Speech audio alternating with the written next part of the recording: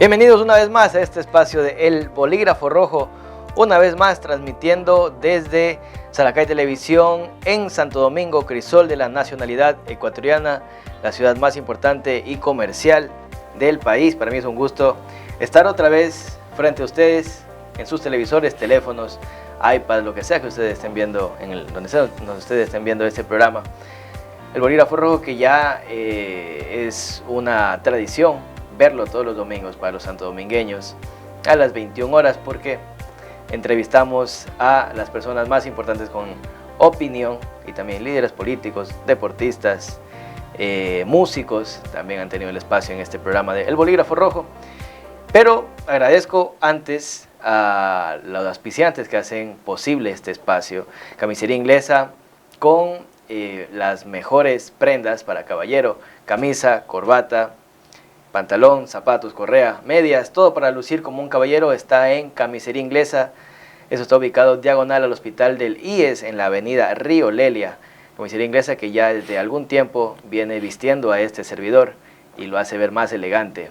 Hay un antes y un después en ese programa, un antes y un después de Camisería Inglesa. De igual manera, Playa Dubái, a 3.5 kilómetros entre Pedernales y Cojimíes, en la vía Pedernales y Cojimíes, a 3.5 kilómetros de Pedernales. Playa Dubái, con su hotel, paisaje y vista paradisíaca. Disfruta con tu familia y amigos en Playa Dubái, un hotel, un balneario muy cercano a Santo Domingo, a 2 horas de Santo Domingo. Es muy acogedor visitar Playa Dubái a 2 horas de Santo Domingo.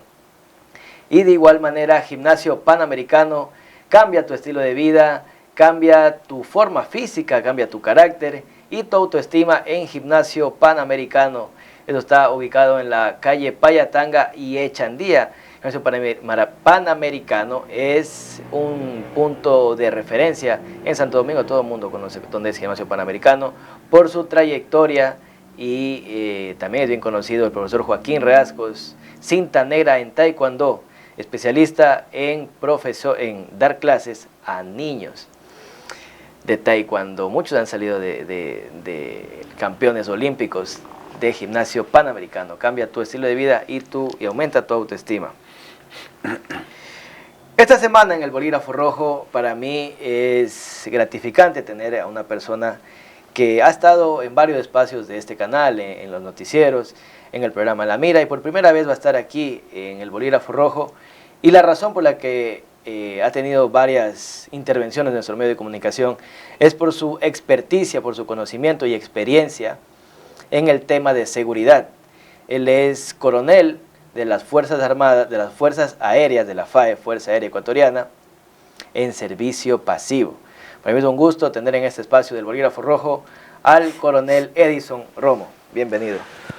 Hola Fabio, muy buenas noches, un gusto y un placer estar aquí en este prestigioso medio de comunicación, pues un saludo cordial a las personas que migran este gran programa. A ver, mi coronel, vamos a empezar. Usted no es político, o piensa algún día lanzarse a la política. Bueno, la verdad, pienso que para ser político hay que tener mucho carácter, mucha decisión, porque definitivamente lo ideal sería que sean las mejores personas, las mejores personas capacitadas, entrenadas, pero realmente no me llama mucho la atención. Pero en algún momento, pues si es necesario y toca servir al país, sería de pensarlo. Y le pregunto esto porque siempre los invitados que tengo aquí en el Bolígrafo Rojo no solo hablamos de los temas de los que podemos hablar con la persona, sino que también conocemos un poco la parte humana de la persona que está aquí, su vida, su trayectoria, sus conocimientos.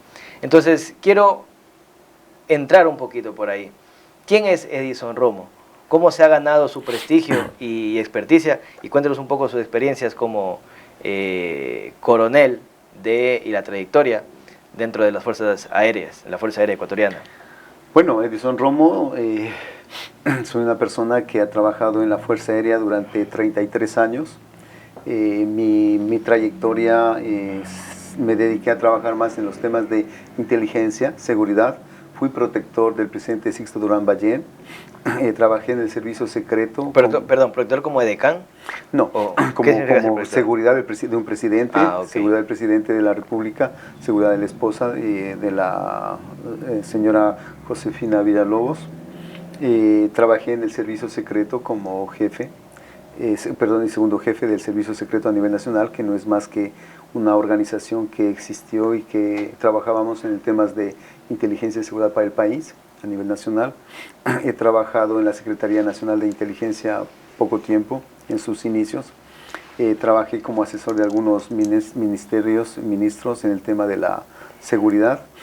Y claro, lógicamente a lo largo de mi vida profesional como militar, en los repartos militares de la Fuerza Aérea, como los temas de inteligencia, seguridad, guerra electrónica y contrainteligencia más dirigida, más completamente. ¿No es lo mismo el servicio secreto en el que usted estuvo a lo que es ahora la SENAIN?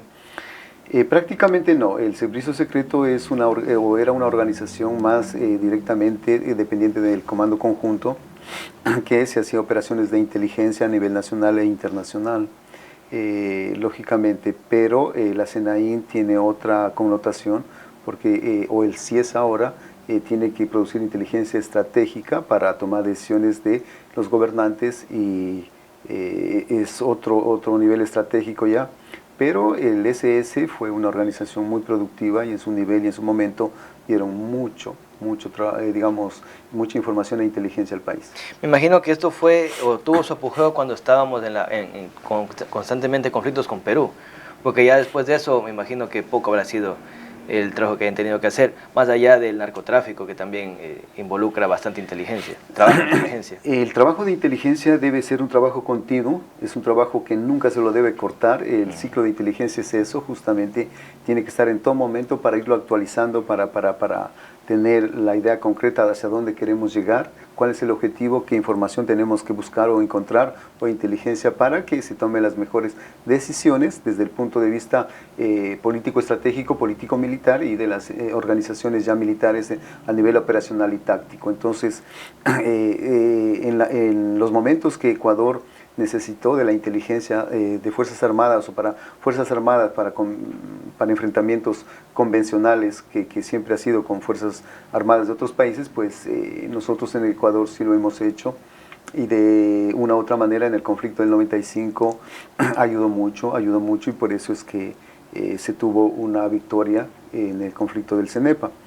Luego nosotros acá en Ecuador en inteligencia yo creo que tuvo su auge, su época de mayor crecimiento hasta el 2010, 8, 9 yo diría, y luego para acá pues fue una especie de cambios totales porque la misión de las Fuerzas Armadas estaba en que la dirigían para un lado o para otro, ya no había la amenaza con Perú, pero hay amenazas que son nuevas hoy en la actualidad y estas amenazas necesitan y requieren del trabajo de inteligencia, porque si bien es cierto ya no tenemos enemigos convencionales como otros países, pero hoy tenemos amenazas que afectan a nuestro país desde afuera y adentro mismo, ¿no? Como las amenazas híbridas, que no las vemos, que no las podemos cuantificar ni medir, pero hoy tenemos otras amenazas incluso dentro del país como la amenaza que es latente, la pobreza, y ahora con la presencia del tema de narcotráfico, que es una amenaza nacional, regional y mundial. Me surgen varias preguntas y en diferentes épocas de la vida o de la historia del país. ¿Qué historia nos puede contar? Porque imagino que usted también estuvo involucrado de alguna manera en el conflicto del 95, la guerra del CENEPA. Y otra pregunta que también le iba a hacer antes de que se me escape. A nosotros los ecuatorianos siempre en la escuela, colegio, la historia nos dice que ganamos el conflicto del CENEPA. Los peruanos también les dicen que ellos también ganaron. A la final, ¿quién ganó? Porque aquí nos dicen que nosotros ganamos. Y allá nos dicen, allá los peruanos, a los estudiantes, a los niños jóvenes también les dicen que ellos ganaron. Pero en la mesa, si nos ponemos a ver, perdimos, porque perdimos territorio. A la final la paz sí se llegó, pero en el 98 con Maguad, pero en el 95 perdimos territorio. Entonces, ¿por qué nos dicen que ganamos si en realidad perdimos territorio? Y a los peruanos también les dicen que ellos ganaron. Claro, bueno, a veces el manejo de operaciones psicológicas, ¿no?, es muy importante e interesante, y Perú tuvo un buen manejo de ese tipo de operación psicológica. Siempre ellos daban a conocer a través de los medios de comunicación que se habían operado de Tiguinza, por ejemplo, y era totalmente falso, porque de acuerdo a las coordenadas estaba en otra posición. Entonces, claro, yo en ese momento cumplía las funciones de justo, de jefe, digamos, de seguridad del presidente Sixto Durán Ballén, porque fue en el conflicto del 95. Claro, sí, entonces nosotros y un paso atrás. Claro, justo, esa gran frase recordada para mi forma de pensar y ver un gran presidente y que pudo liderar y consolidar una buena defensa del país, porque siempre ellos son los que nos agredían. Y digo ganamos porque, bueno, ahí están las evidencias. Las evidencias, por ejemplo, se derribó 3, 4 aviones a través de la Fuerza Aérea y también de Defensa Aérea. Se avanzó y se consolidó con puestos objetivos, pero lógicamente ya al final de cuentas eso ya es campo político, eso es diplomacia que hay que saberla manejar y hacerla de la mejor manera. Entonces ahí pues de pronto no se llegó a la negociación adecuada y concreta.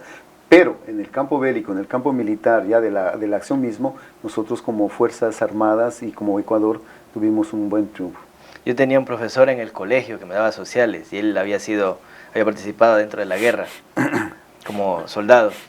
Y él decía que habían tantos peruanos que, o sea, en número ellos eran más. Entonces dice que eran tantos que acá era fácil disparar y dice, como eran tantos, a algunos le teníamos que dar porque como eran full, era imposible fallar. O sea, hacía la broma. Pero, ¿cuál fue el papel del servicio secreto dentro de este conflicto? Lo que se pueda contar, porque me imagino que son cosas secretas o que no se puede, o clasificadas, que no se pueden decir, pero dentro de lo que se puede decir, ¿qué nos puede contar como experiencia dentro de la guerra del Cenepa? Bueno, yo lastimosamente no estuve en esa época trabajando en una organización de inteligencia. Yo estaba cumplía la función de seguridad del presidente Durán Ballén, que si uno se pone a pensar en un conflicto, en una guerra, el presidente Durán Ballén es un blanco estratégico. Claro. Es sumamente complicado, ¿no es cierto?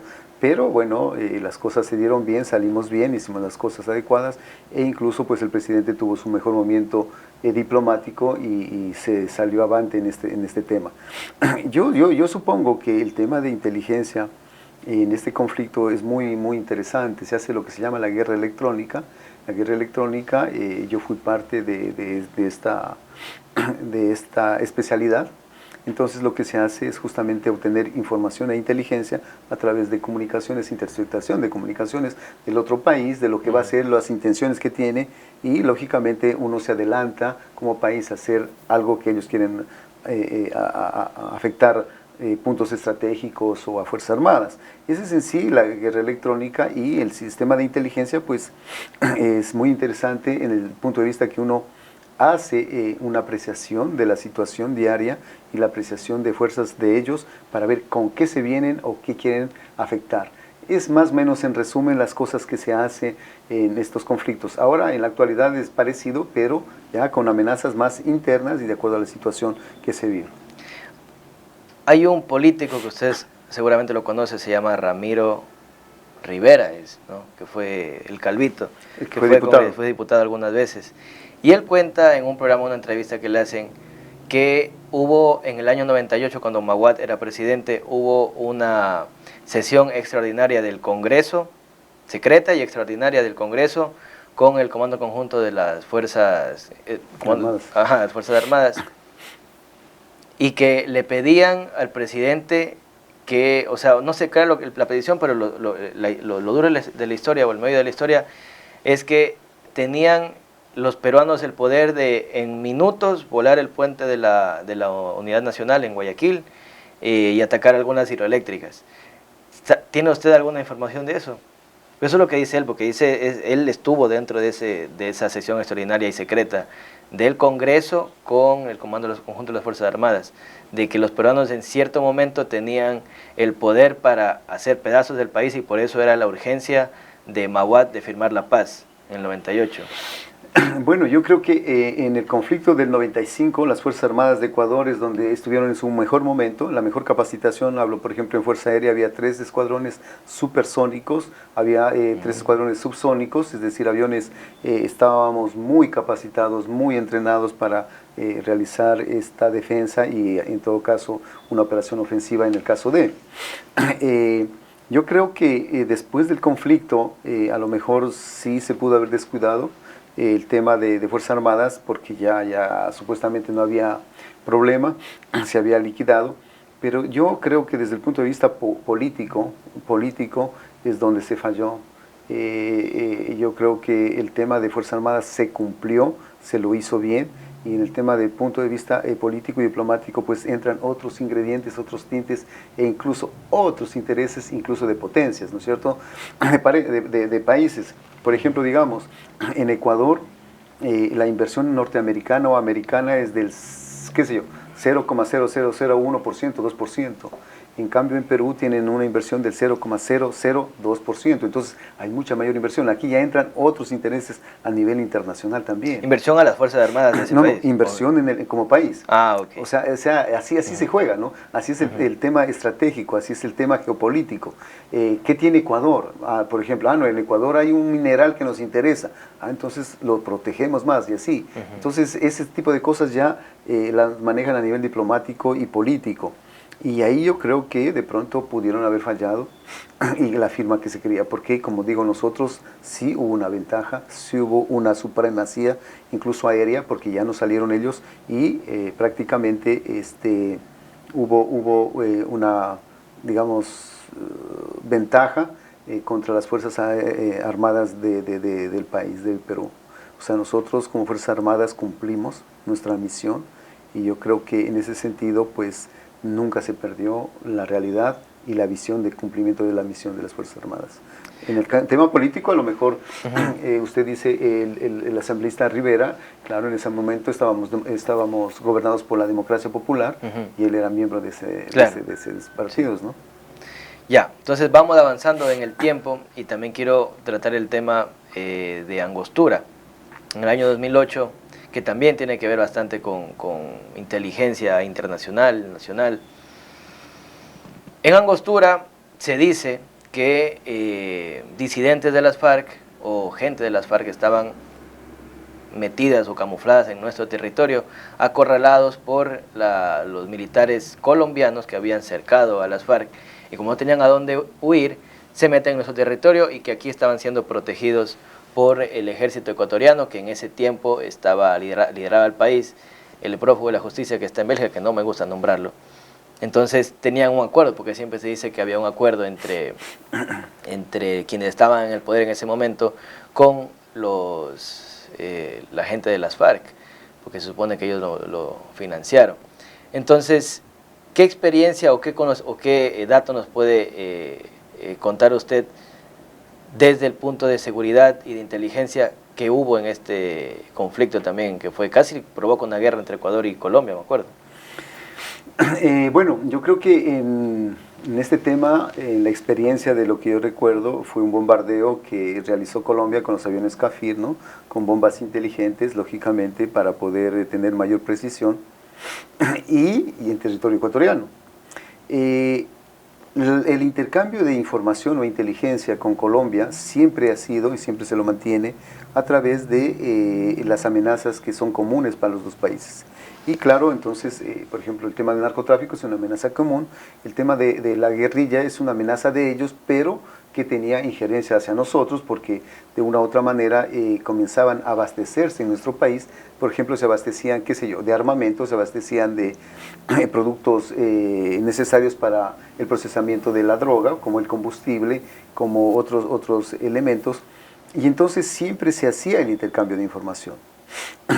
A partir de este gobierno, que en el 2006-2007, que empieza un nuevo proceso, como que las Fuerzas Armadas y el presidente de Colombia en su momento, en estos tiempos, pues justo como que comienza a desconfiar del ente político y por ende pues ya como que de una u otra manera no había la confianza de pronto con Fuerzas Armadas ecuatorianas, pero Fuerzas Armadas ecuatorianas en esa época hizo un buen trabajo en el tema de inteligencia, porque de lo que yo recuerdo se capturó acá a Trinidad, se capturó a, no me acuerdo el apellido, si es Bustamante, alguien, que eran como gentes que eran los operadores logísticos de las FARC y estaban acá en Colombia, en Ecuador. Incluso Reyes visitaba Ecuador Pero claro, el tema de inteligencia es bastante complejo, y cuando uno tiene todas las capacidades y el apoyo tecnológico se hace más sencillo. Estados Unidos apoyaba en ese sentido a Colombia con todo el potencial que tenía, y le permitía monitorear dónde están las principales figuras de este movimiento. Entonces en Ecuador se hizo un buen trabajo y se compartía, y digo yo, con información con Colombia, y se trabajaba para tratar de hacer la mejor opción. El tema de Angostura como tal, pues sí fue un bombardeo que hay muchas hipótesis, hay mucha información que se dice que se conocía, que conocían gente ecuatoriana o gentes que informaron de allá, pero también se habla de que nunca hubo paso de esa información, y por eso fue el bombardeo de una manera sorpresiva, ¿no? Pero, como yo digo, nosotros con Colombia prácticamente siempre se intercambió información, y hasta ahora siempre se ha intercambiado. No ha habido una mala relación.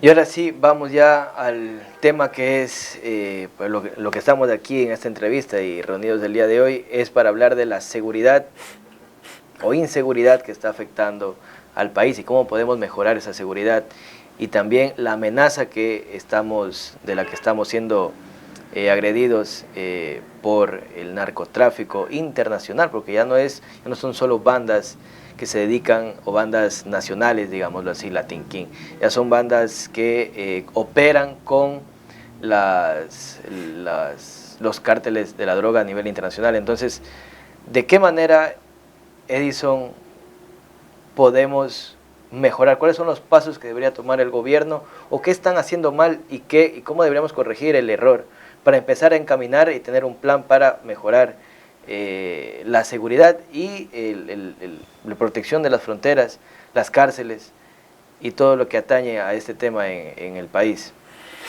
Bueno, partamos de ciertos escenarios y hablemos de lo que consideremos primordial. Por ejemplo, yo considero que para que en un país haya actividad de narcotráfico, el principal requisito y el escenario que uno tiene en estos países es la corrupción.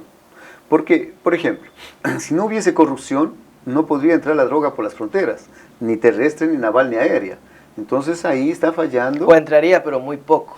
Claro, entonces ahí está fallando, qué sé yo, las medidas de protección de fronteras por parte de Fuerzas Armadas, Policía Nacional, la aduana y otros entes que son entes civiles que también son parte de la seguridad en la frontera, ¿no es cierto?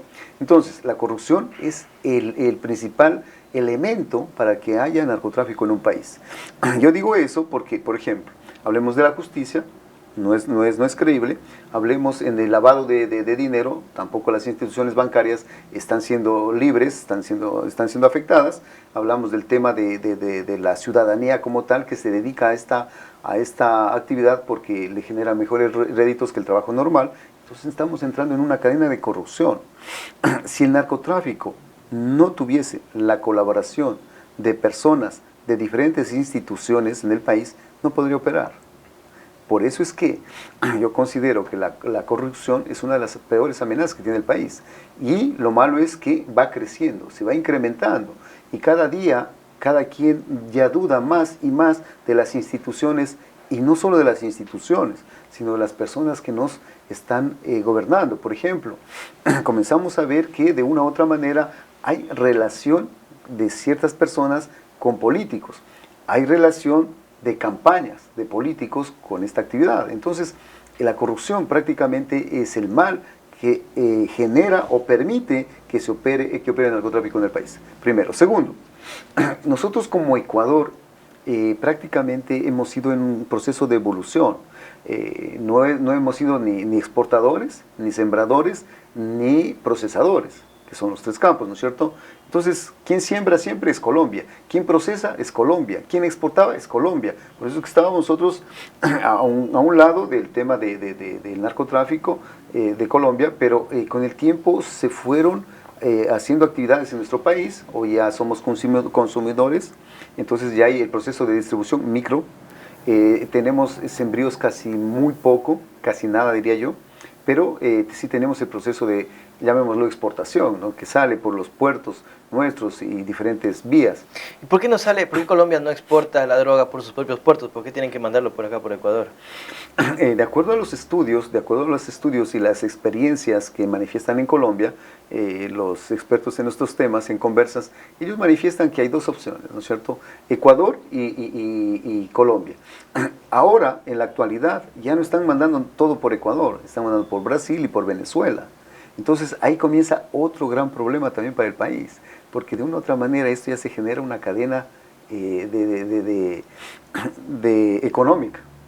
Es una cadena económica ilegal, pero que está en nuestro país. Entonces, en Colombia, con la presencia de los americanos, tienen mayor capacidad tecnológica para cuidar los puertos, para cuidar los aeropuertos, y entonces hay mayor cantidad de escáneres, todo, entonces como que se les complica. Y yo veo que en nuestro país somos más débiles en ese campo, no tenemos la tecnología que se debe tener. No tenemos el apoyo de los norteamericanos. Puede haber, pero necesitamos un poco más. Y la decisión política de comenzar a hacer esto. Por eso digo. Pero el otro caso es que nosotros, Ecuador, somos un país que no disponemos de la economía adecuada. Entonces, al no tener de la economía adecuada, no podemos asignar mayores rubros o los rubros necesarios para la tecnología que permita y neutralice o baje los porcentajes de la exportación. Perdón. Para ello, ¿qué debería hacer el país? El país nunca podrá luchar solo contra este flagelo, nunca. El país lo que tiene que hacer es convenios internacionales. Por ejemplo, aquí hablamos de algo. Ecuador pone los muertos, ¿no es cierto? Porque hay una gran cantidad de muertos entre bandas, entre carteles, como quieramos llamarlos, y la plata se queda en Estados Unidos, porque allá se comercializa. Es el proceso de llevar de aquí la droga, allá se la vende y todo, entonces, ¿cuánto dinero les queda? Lo que tiene que hacer Ecuador es convenios, por ejemplo, con Estados Unidos. Estados Unidos es uno de los países que más droga recibe y que más consume, y por ende hay muertes y todo. Convenios con Estados Unidos, convenios con México, porque México es un país a no seguir, pero sí ver la experiencia de ellos que están pasando y cómo fueron avanzando y no ser parte de esa estadística. Entonces, tenemos que tratar de apoyarnos y firmar convenios internacionales con otros países que son afectados de diferentes maneras a través de este flagelo. Como digo, solos nunca, pero a través de estos convenios, qué sé yo, con incremento de medidas de protección de fronteras, inteligencia, evitar consumos, campañas, todo. Entonces se puede hacer todo eso. Pero el país está haciendo algo. El presidente Lasso manifestó que había convenios, había opciones de traer equipamiento y tecnología incluso desde Israel para evitar esto, pero yo creo que todavía no se han llegado a concretar y por eso es que no se dan los resultados deseados, ¿no? Vamos a ir a la primera pausa comercial y al regresar quiero también tratar otro tema importantísimo y que mucha gente lo habla, y es ¿por qué es tan difícil o por qué no se puede tomar el control de las cárceles? Porque la gente o los ministros o el director del SNAI siempre dice, ya hemos tomado el control de las cárceles, pero si es que lo toman el control, será por unos minutos, unas horas, a lo mejor por un día, 2 días, pero el control siempre está bajo el mando de estos líderes mafiosos y de estas bandas delincuenciales. Entonces, ¿cómo podemos tomar el control de las cárceles? Son base de operación de estas bandas para el secuestro, para extorsión, vacuna y tantas otras cosas que están afectando al país y a la ciudadanía. Vamos a la pausa comercial y regresamos.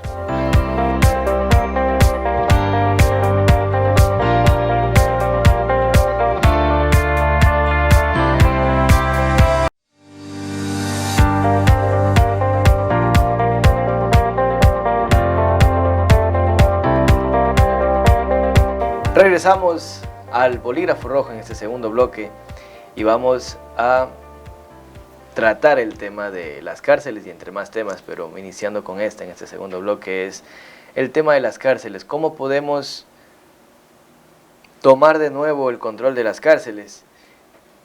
O a lo mejor no estamos listos todavía para tomar las cárceles, porque siempre dicen, si tomamos las cárceles se calientan las calles, entonces debe ser algo en conjunto, las cárceles y suficientes policías y militares en las calles para que para contrarrestar la ola de violencia que se va a venir al tomar las cárceles.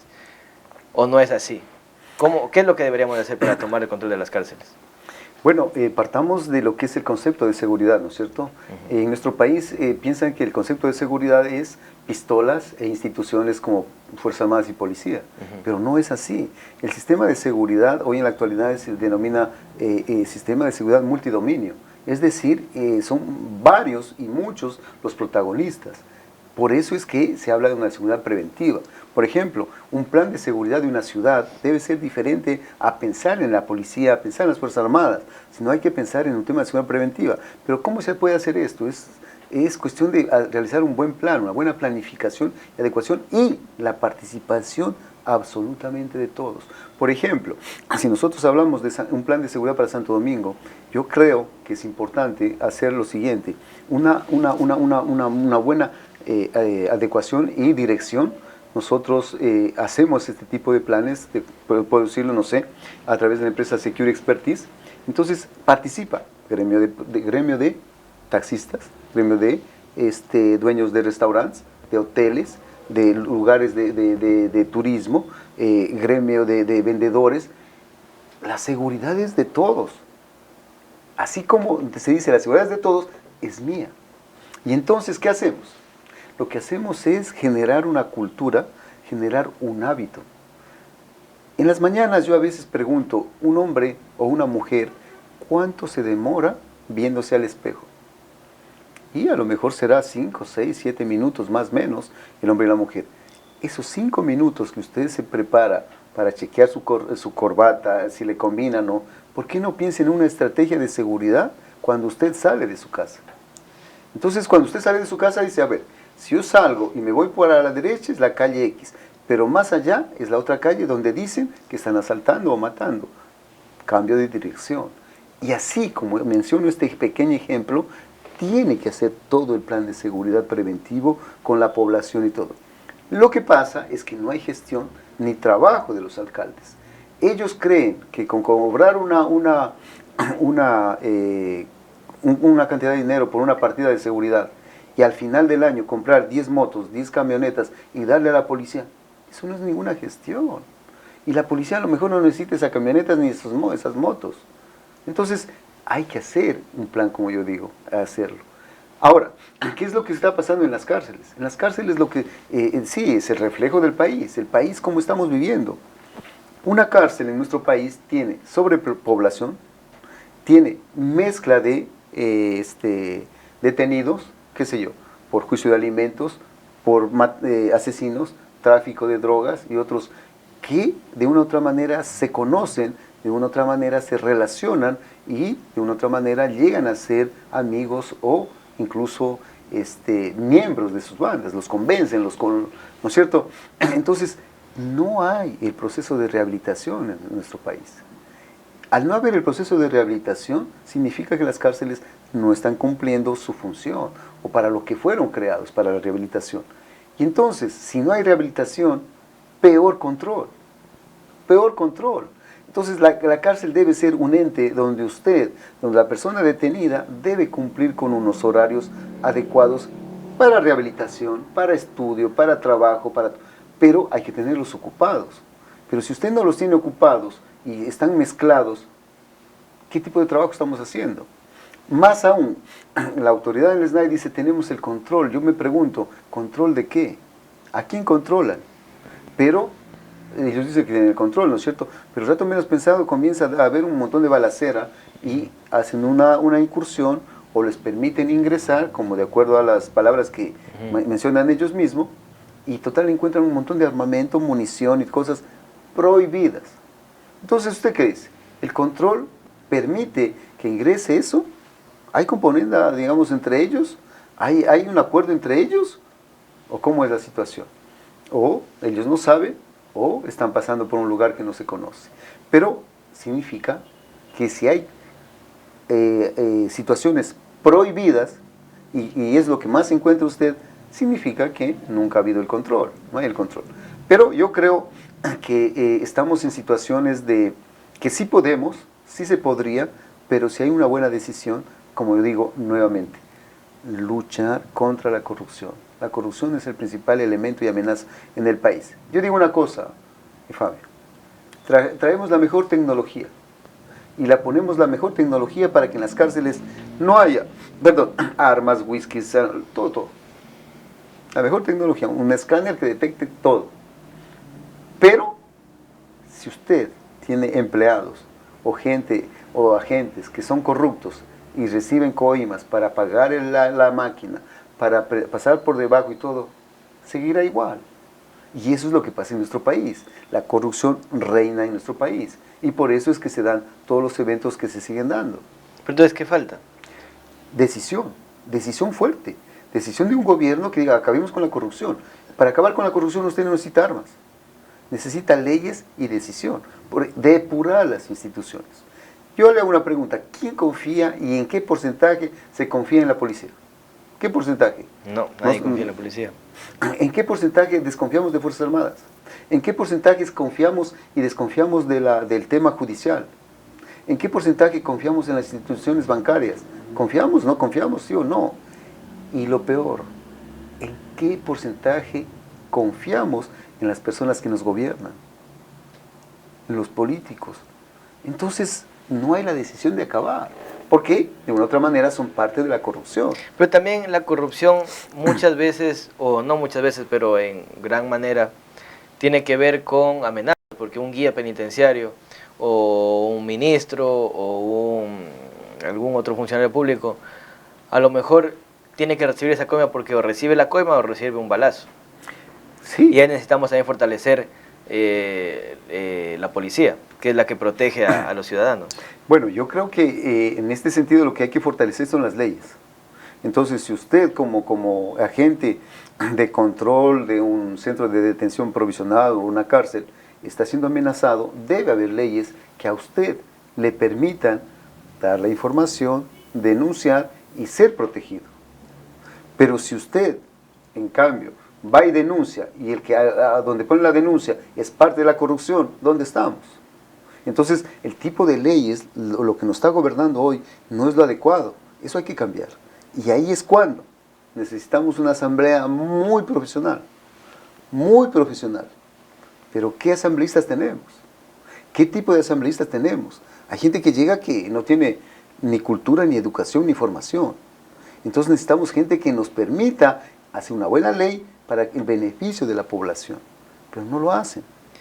Pero entonces, si el país está tan hecho pedazos, si no hay salida por ningún lado, o sea, bien, con todo el escenario que usted me cuenta, hace falta decisión, un gobierno que venga con decisión.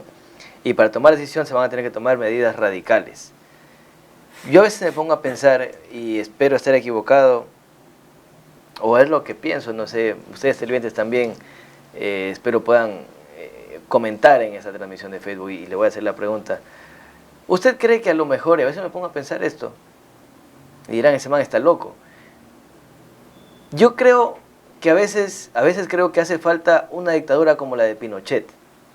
Una persona que venga con fuerza, con decisión, a tomar decisiones fuertes, pero que esta dictadura no sea de los que siempre son amigos de la delincuencia, de la pobreza, de los narcotraficantes, sino alguien que venga desde el otro lado a tomar decisiones radicales tipo Pinochet y de la ideología de Pinochet, como lo fue en Chile. Quienes no saben quién es Pinochet, Pinochet fue un dictador de derecha, extrema derecha en Chile, en los años 80.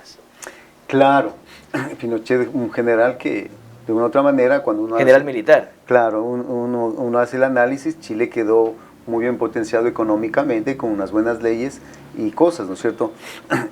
En nuestro país, como yo digo, tiene que haber una buena decisión de los protagonistas políticos. Por ejemplo, el nuevo presidente en este poco tiempo, o el presidente que venga para el periodo 2025, las tendencias ideológicas de pronto son buenas o malas, pero yo como ciudadano, a mí no me importa una tendencia. A mí lo que me importa es que yo tenga trabajo, seguridad y pueda vivir en paz. De ahí que sea de izquierda, de derecha, a mí no me interesa. Pueden ser caducas incluso, pero a mí lo que me interesa es que una persona venga y tome la decisión de sacar al país. El país tiene riqueza natural.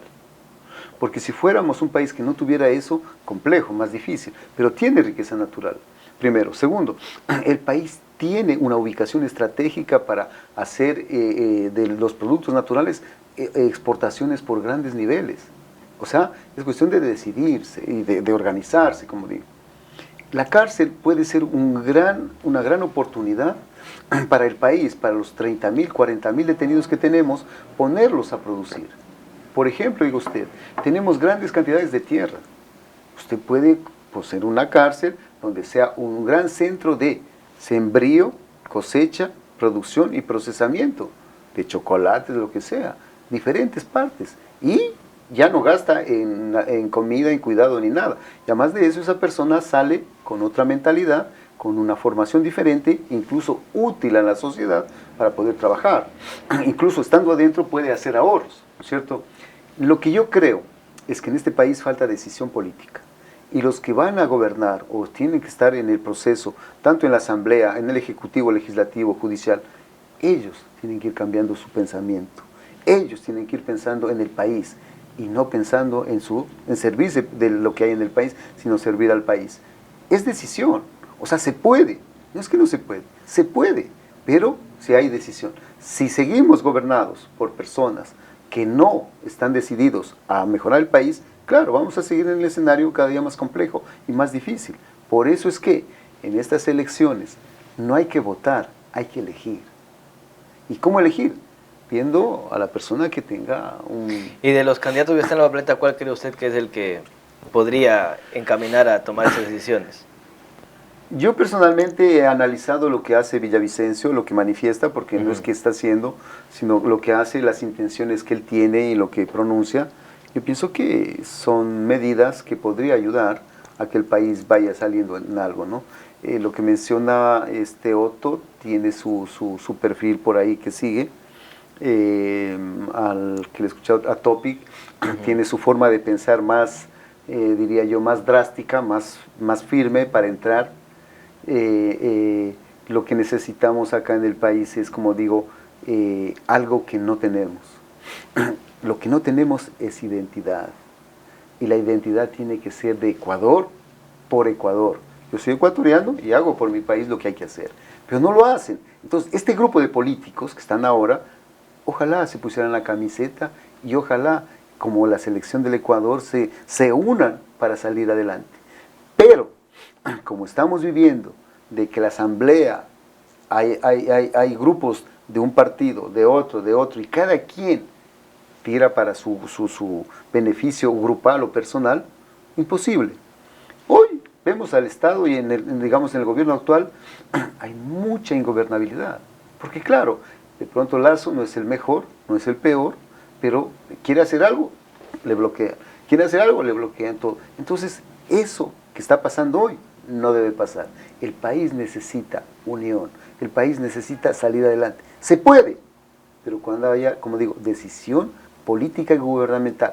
¿Cuál es la diferencia? La decisión gubernamental es cuando ya esté en el gobierno, y la decisión política es de que hagamos las cosas para hacerlo con las personas, con todos, ¿no es cierto? Pero es lo que no se puede, es lo que no se hace. Y por eso, cada día el escenario de inseguridad es mayor, es peor.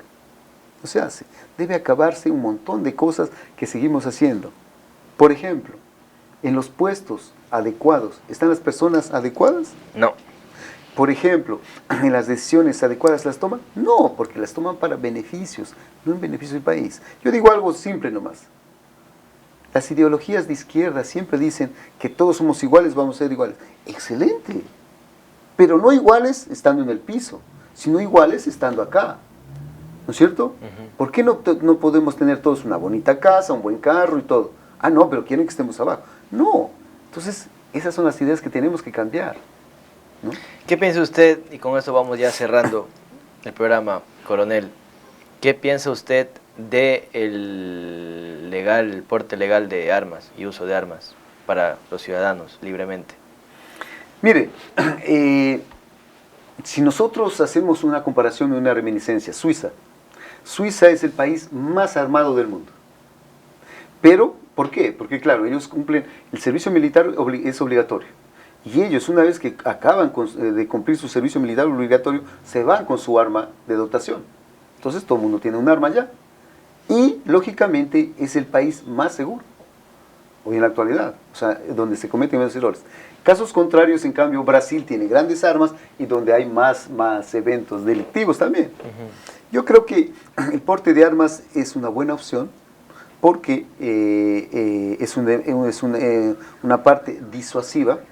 La persona que me va a atacar a mí, que yo voy caminando o que voy en mi carro, ella no sabe que no tengo arma. Hoy sabe, él está seguro. Cuando usted se va en su carro sabe que usted no tiene arma, porque es prohibido. Y entonces llega a lo seguro.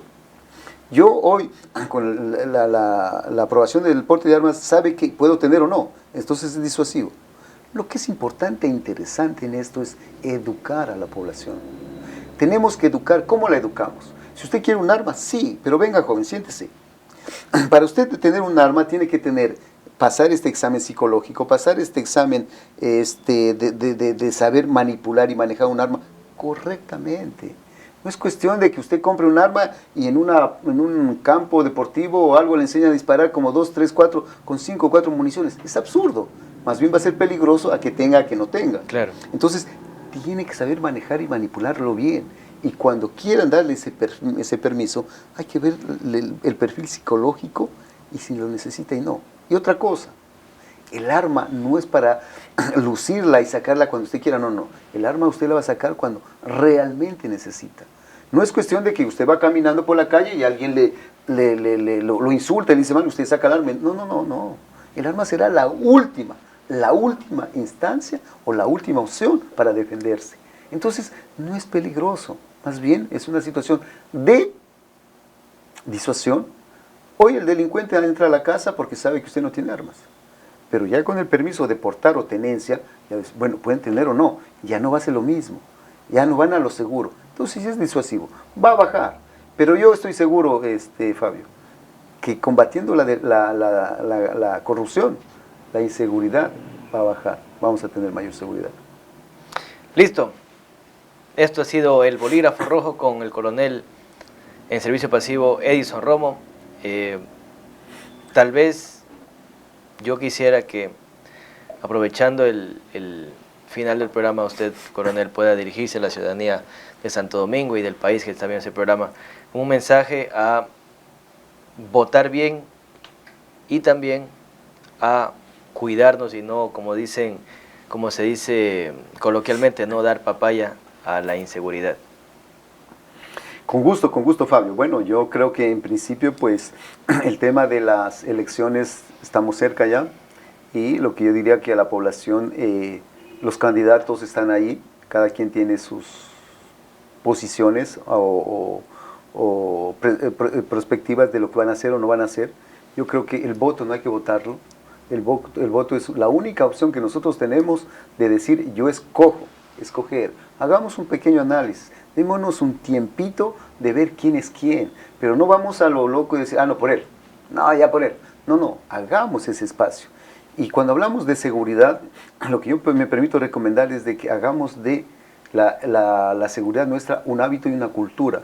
Hábito y cultura que nos va a permitir en todas las acciones de nuestra vida, en todas nuestras actividades, estar aplicándolo. Por ejemplo, usted sale hoy de su casa y dice, me voy al cine, o me voy a comprar, o me voy a comer, y llega y se parquea. Cuando usted llega y se parquea, usted nunca chequea en qué tiempo o espacio ese carro que deja usted ahí va a estar carros adelante, atrás, o para un lado o para otro lado. Y entonces cuando usted sale del lugar, a lo mejor no puede salir, porque está corchado, o le corcharon en forma accidental, o en forma ya planificada. Otra, cuando uno deja el vehículo y está acercándose al carro y está viendo que un delincuente le está robando el espejo, ¿cuál es la reacción adecuada? La gente se acerca, la gente va corriendo a defender su propiedad, pero eso no debe ser. Recordemos que un espejo, ¿cuánto vale? Recordemos cuánto vale su vida. Entonces el procedimiento que yo recomiendo ahí es hacerse a un lado, hacer una llamada de pronto a la policía que a lo mejor puede llegar o no puede llegar, de acuerdo a las circunstancias y al tiempo. Pero es una recomendación.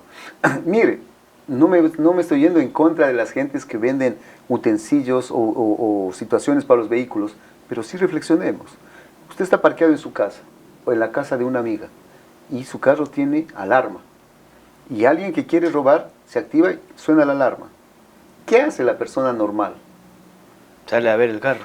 Sale corriendo a ver qué pasa en su carro y a enfrentarse. Pero eso es lo que no debemos hacer. Porque usted, primero que nada, no es delincuente.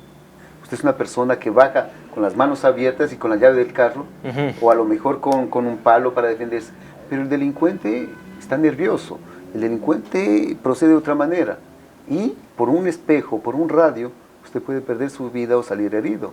Entonces, esas cosas hay que comenzar a educarse para tener procedimientos diferentes.